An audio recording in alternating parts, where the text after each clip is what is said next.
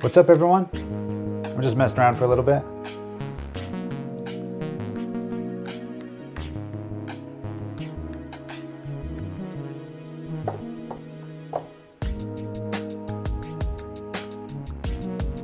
What's up, everyone? How are we doing today?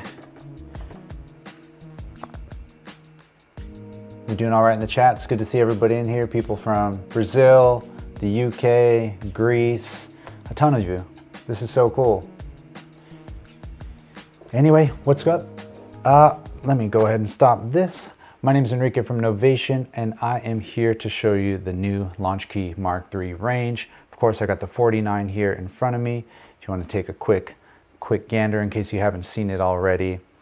But yeah, I mean, it's good to see everyone in here. Hope everyone can hear me okay. And coolest wall in the game. Yeah, my little sound blanket, found it and it works cool and decided to never take it down.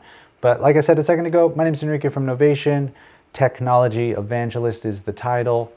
Synthesizer, keyboard dude for the US. Hope you're doing okay. Hope everything's fine on your end. We're talking about the Launchkey 49 here, and it's the newest product that Novation has brought out, just announced. And essentially what it is just an updated version. Let me get these headphones on the other side so I don't mess up this lavalier microphone.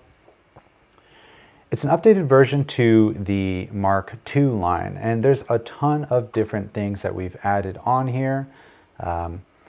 Basically, when you compare this to the Mark II, the biggest addition to me is the Midi out jack on the back. It adds a ton of other features, but that alone is so much added playability and usability to the keyboard line itself, because you can plug this in now to hardware as well as software and just use it fully standalone. And you might have noticed on, for example, like the Launchkey Mark III, the Mini, that one also has the Midi out jack, but we added some other stuff in there like the Arpeggiator and the fixed chord mode. So this really just expands on that as well, because you got fixed chord, but you also got user chords, you got scale chords, and on top of that you have the Arpeggiator and all the custom modes, because on the Launchkey you have 3 custom modes, but here you have these kind of weird, in a way, modular custom modes, because you have 4 for the pads, 4 for the knobs, and 4 for the faders, including the fader buttons. And what's cool there is you can have different pages going on at the same time.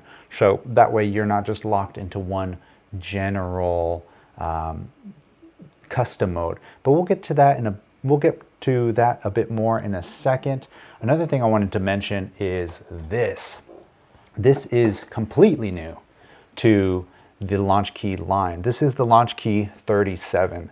And this I am not giving back, because this is exactly what I've been wanting for my studio. So I'm pretty new to learning the keys, and I kind of wanted a little bit more than 25. So this gives you an extra octave. It's 37. And I don't really utilize the pitch wheel as well as the mod wheel, because I'm just not that fancy. I can't, just start shredding on that stuff. So I don't mind the pitch and mod wheel being moved up to here versus on the side where it is on the 25. So this is exactly what I've been looking for in my studio. It's small enough to kind of use, but it's not, so big and crazy compared to some other keyboards. So the 37 is completely new to the Launchkey line. We've never done a 37 keyboard before, and it was just nice to have. It's full size, velocity, sensitivity, everything. So actually, that's a great point to bring up, is some of the differences between the Mini, the 25, the 37, the 49, the 61.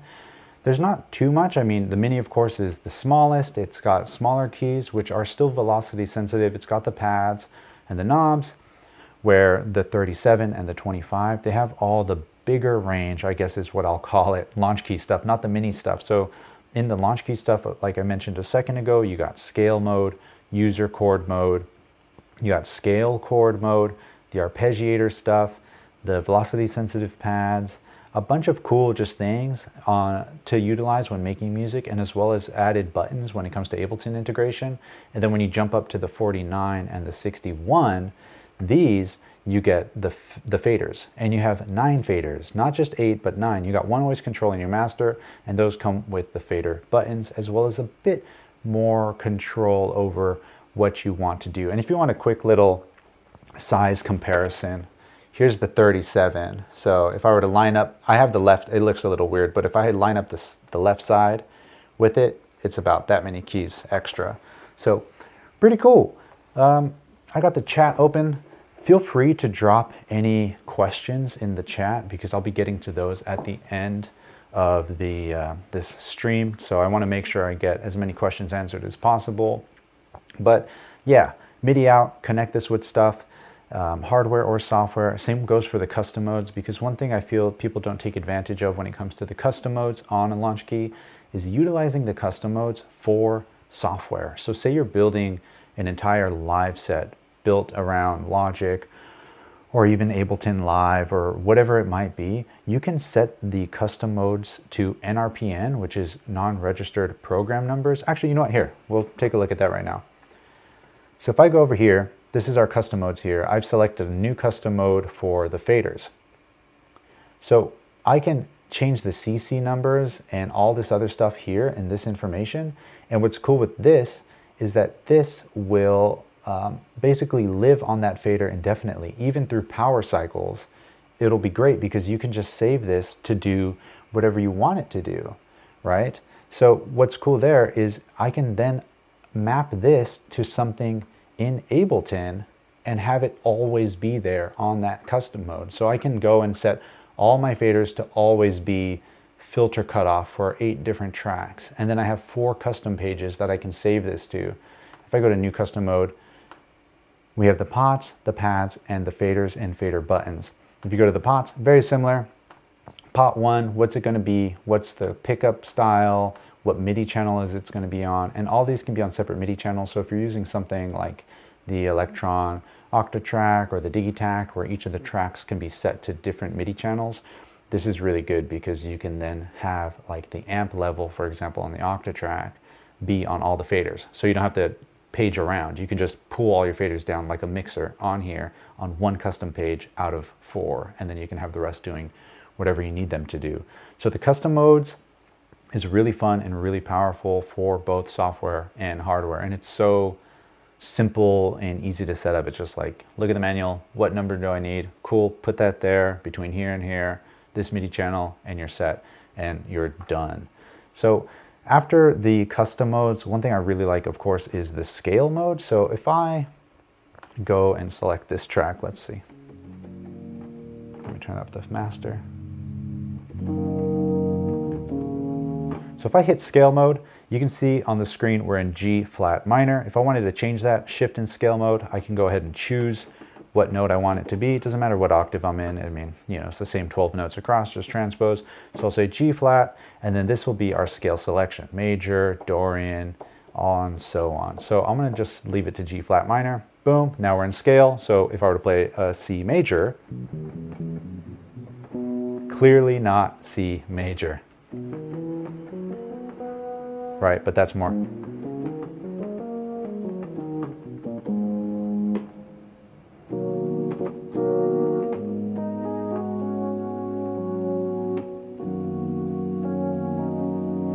So what's crazy about the scale mode is scale chord mode. Hitting shift and scale chord. This now, I can use this. I hope you can see this on the screen, but if you can't, basically the thirds, the top row are triads, all within the scale that you have selected. Sevenths, then you got your ninths. And what's cool is these are actually still velocity sensitive.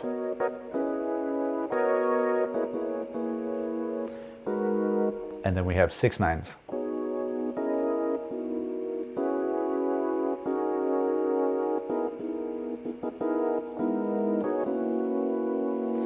And what's even wilder about this is if let me go ahead and ruin this really quick. So I'm going to say MIDI input from all ins. I'm going to set, oh, actually, you know what? Don't show me. Let's show this. So this is a little lead channel here on MIDI channel 2. And if I arm that and I So I'm going to set this lead to MIDI channel 2, and then I'm going to set our keys to MIDI channel 1. Looking at the launch key, if I go to our settings, I can actually change what the chord mode is. So I'm going to say chord mode be on MIDI channel 2 and our keys be on MIDI channel 1. So you probably see where I'm going with this. So if I go and arm our keys here, oop, did it backwards. So I'll say 2 and 1. So now our the pads on the launch key are playing the chords of the keys. And then I can use the keys to play the lead.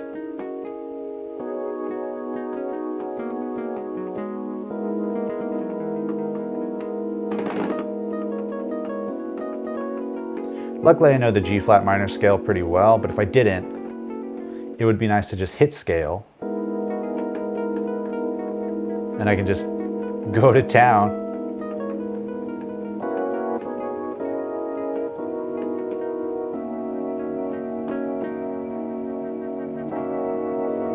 Oh, stretch that pinky. Anyway, the ability to kind of just use this and set things up. I saw a quick question in the chat about changing the MIDI channels quickly. Pressing settings, you can set your 16 different, whichever MIDI channel you want using the 16 different pads. So MIDI channel for keys, I want it to be 1. For the chords, I want it to be 1. And for the drums, I can leave it on 10 or whatever. It doesn't really matter because in Ableton, majority of the time, I have this set to just receive from all channels. And Ableton Live has the record arm, like the auto arm, which is great because as you change tracks using the launch key, it changes in Ableton as well. So you don't have to worry about making sure you've armed something or you haven't armed something. It's just really simple. So that's scale chord mode. There's of course the fixed chord mode. So if I go back to this here and I turn scale mode off, I can hold down fixed chord and say I want to play this, this, this, this, this. And now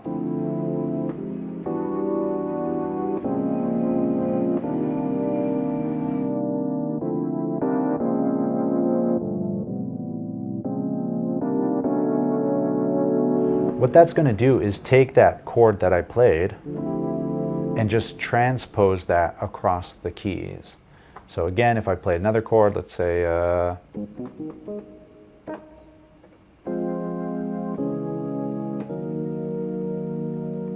let's throw a little beat on here, why not? So let me get out of the scale chord mode, go back to session.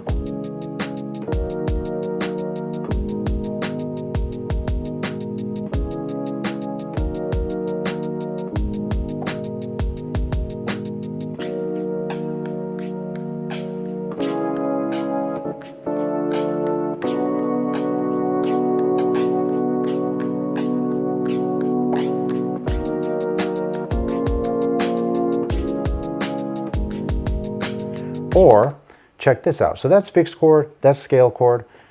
Holding down shift and hitting this, we have user chord. And this one is really fun because I can hold down a pad. And as I'm holding down that pad, I can select what notes I want to be in that pad as a chord. So I can say here, and we'll do this, this, this, this. Here I'll say lower, lower, lower, lower, lower. And then and we'll do so.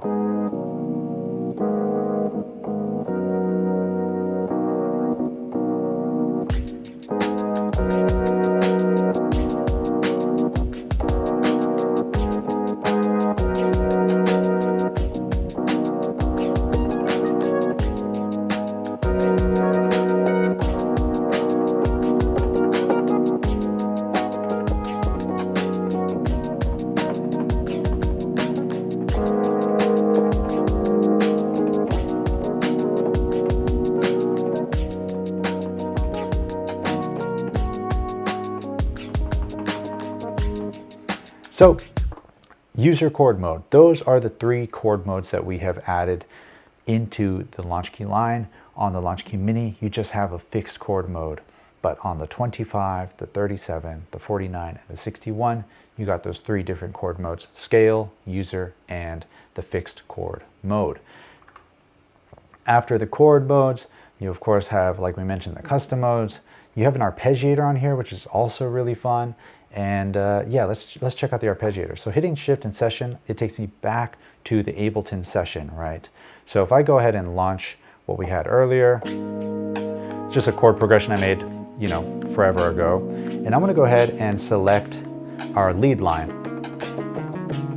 Turn on our arpeggiator, and I'm gonna hold down ARP, and what this is gonna do is lock in the arpeggiator view.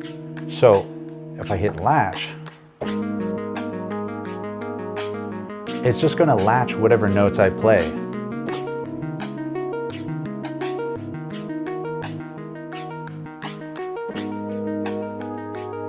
But what's cool is if I hold down ARP, I can set mutate. And what mutate's going to do, the higher up I turn this knob, the more randomized the pitch is going to be. So higher up, it starts going out of scale, but in the lower registers of this knob, it's kind of playing like a third, maybe a fifth, once in a while a seventh or an octave. Turn scale mode on.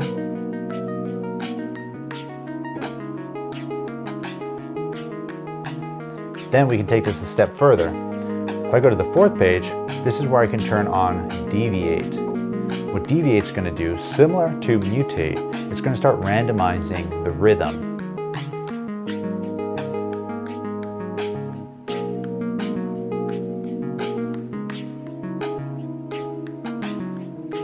Go back to session. Cool. That's dope. And if I wanted, I can just hit the pad and record in this arpeggiator into Ableton. So now we have it right here. I can even play the deviate and the mutate and then lock it in.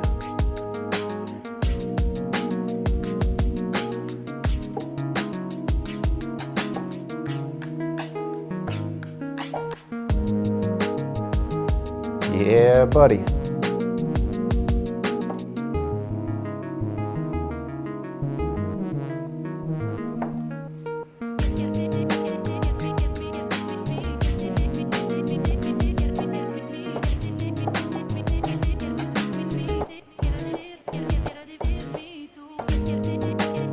Okay, before I get carried away, yeah, arpeggiator, you can see it's still going as well with the latch. So in the arpeggiator, you have mutate and deviate, which is my favorite thing to do, especially when you don't tempo sync the launch key to anything and you start playing in an arpeggiated sequence into a sequencer, for example, live, at a different tempo, because then you start generating these weird rhythms, but then you just hit the quantize button and boom, it'll just lock it into the grid in Ableton, no matter how random it was, and it still kind of puts this little swing and this cool randomization to it.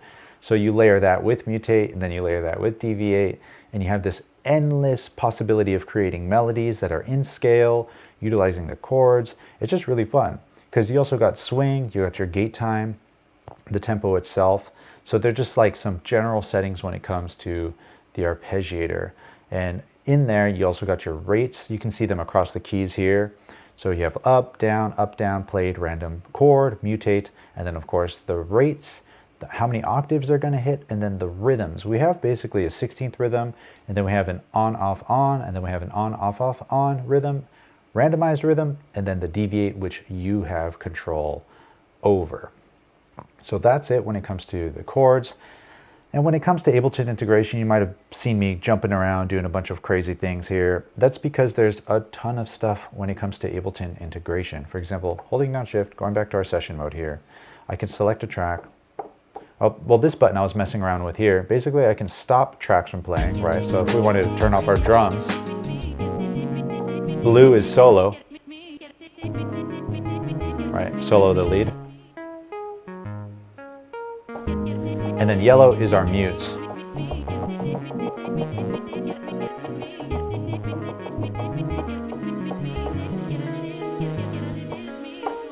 So if I wanted to stop them, cool, done. Or I can just hit the stop button here. So the stop solo mute button, really easy, handy, thank you, awesome.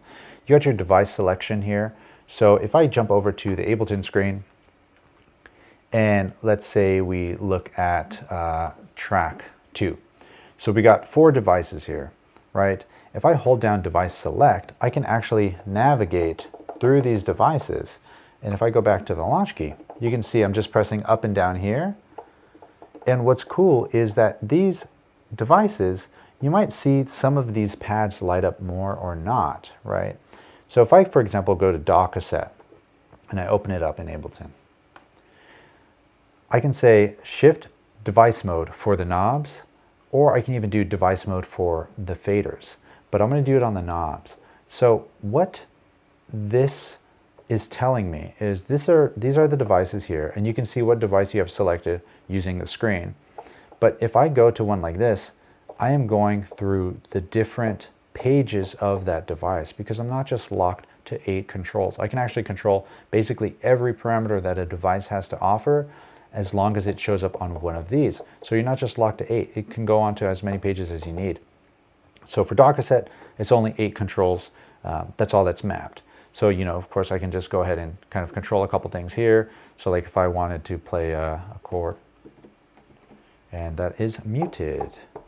Boop. Oh, and the ARP is still on, and latch is still on. You know, one of my favorite things about DAW cassette is the motor quality. Here it kind of gets all warbly. You can get it really dirty.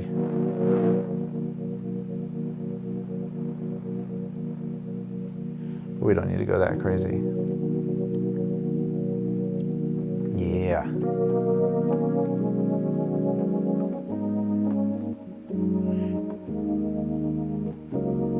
And what's cool here is I am using the Lounge Lizard. And all this stuff, by the way, comes with the purchase of a Launchkey. It's all just included software. So anything you hear, even down to the sample, Serato sample that I was using a second ago, this is, oops, my bad.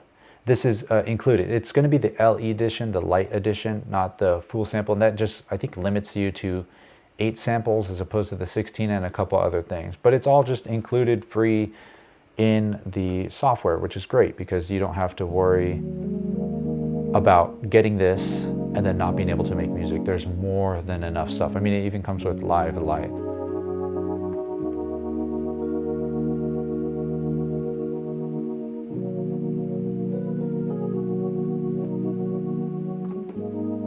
I love this Lounge Lizard. I've just been doing this before the live stream for like 30 minutes.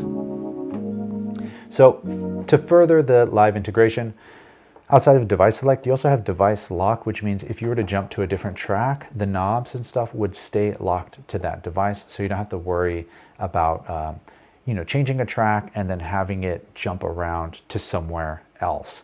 Device lock, the faders always control the volumes, but if you were to hold down shift, you can actually choose what they're doing. So you can have them do sends or send B. Then of course you got the 4 custom modes or the device mode. I like leaving them on volume just so I can kind of get a rough mix. Same with the knobs. You have pop mode, you can do the volumes, pans or sends. So see kind of what I was saying a second ago where it's weirdly modular, like you can kind of set this up to be however you want. Like maybe you don't like using faders for the volume, you can use the knobs for the volume, and they're not endless encoders, so you actually have a solid stop and end. That way you don't have to keep looking at the screen, and on top of that, the screen itself, the computer screen, the screen on the Launchkey gives you a lot of feedback as well, and it's super handy, especially when it comes to designing scales or arpeggiators or anything like that. My favorite section though is this section right here. You got capture MIDI, quantize, click, undo, play, stop, record, and loop. Undo, yes, please. Quantize, slow down, and capture MIDI. Awesome, super cool. You play something in.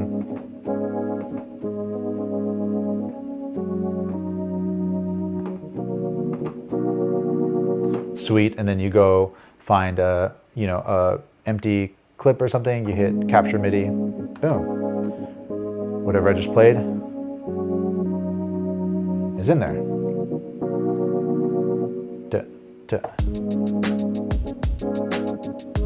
And what's hilarious is I wasn't even playing to a tempo, I was just kind of playing, but when you hit capture MIDI, you'll notice it changes the tempo for you. So it's like, it kind of sounds like he was playing at 93.5 BPM. Let's go ahead and set that so everything else gets mapped and launched accordingly and in time.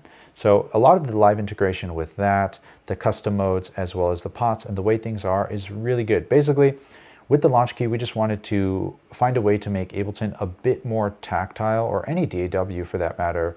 That way you can build up the muscle memory, which ultimately helps you in your workflow when it comes to making music. You don't have to rely on mousing around, you know, quantizing, capture, emitting, recording, doing undo, even down to turning on your metronome for when you first start a track.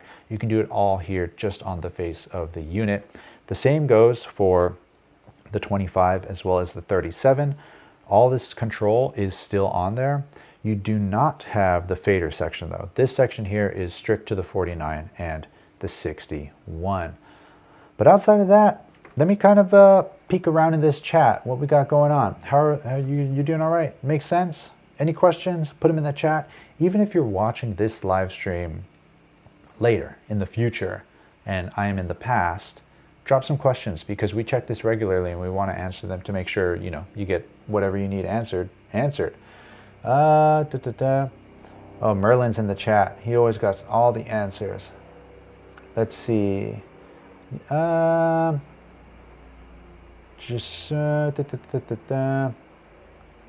So another thing to mention here is the Launchkey does have Huey support, so it's going to work. We have scripts for, I believe it's Live, Logic, Pro Tools, and then like Studio One and a couple other DAWs. We're not DAW exclusive or anything like that. We want this stuff to work with however you work, right? However you make music.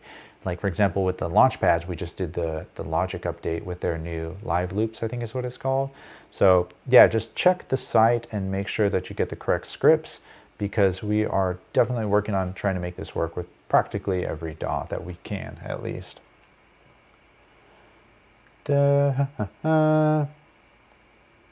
Which one am I getting? I'm getting the 37. In case you're just tuning in, this is where my heart belongs. The 37 is the one. I don't mind the pitch and mod wheel being over here, because, you know, like I was saying earlier, I don't get too fancy and start shredding on the keys, so I don't need to hit the mod wheel and pitch wheel. So I don't mind it that it's not over here where most keyboards are, and I don't mind it just being up on the top. And it kind of saves space. It's like smaller, but not too small, but it still has full-size keys, and they're velocity sensitive, and the pads are velocity sensitive.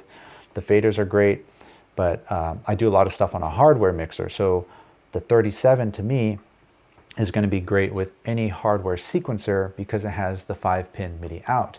So right now I'm using the Launchkey Mini into an MPC 3000, and I'm just going to swap that out for the 37 because full-size keys. And yeah, and that ARP with the chords, yeah, it's perfect. It's exactly what I need. Cool, there's a great demo. Thank you, I appreciate that. What about the 25? Yeah, so there is a 25. I don't have one here with me. I wish I can show it to you. But for sure, check out novationmusic.com. Or if you want to just kind of see what you can do with custom modes, check out our components site. So here, if you just go to components.novationmusic.com, you can kind of see what is going on with the Launchkey stuff. But what's great is if you hit the home button, you can also jump into seeing what our other products can offer you and how you might be able to utilize them. For example, if you're curious about the SL MK3 or Launch Control XL and see how you want to map those, you can do that. Or if you want to go to Peak and be like, oh, I wonder what artists they have doing sound packs. It's like, boom, all this. John Tejada, you got Hugo RA, Lego Welt. So it's just a kind of a great place to evaluate. Craig Williams is in here, Hanako, to see what's going on. Even GeForce, the OG. But it's basically just our hub. For example, I'm kind of sad this happened, but I plugged in my Launchkey, went to components, and it was like, hey, you need to update. I hit update, and boop, it happened. I was like, damn, I should have shown that on the live stream because it's so simple. But components has a lot of information on what this thing can do, but novationmusic.com has a lot more information on what this thing is. So the Launchkey Mark III range is awesome. It's our newest thing. Hope you enjoyed this demo. There's so much more. I feel like I'm just scratching the surface. I feel like I'm forgetting things. I mean, yeah, it's just a ton of fun. Anyway, I'm probably gonna leave it there. Appreciate you hanging out. Thanks for coming by. And yeah, keep up on our socials. You know, we are Novation on Instagram. We're gonna have a bunch of like, you know, celebrating creativity things, and just I'm gonna be doing some more live streams on the Instagram about this, kind of focusing in and deep diving into each of the specific features. But until next time, thanks for coming by. Peace.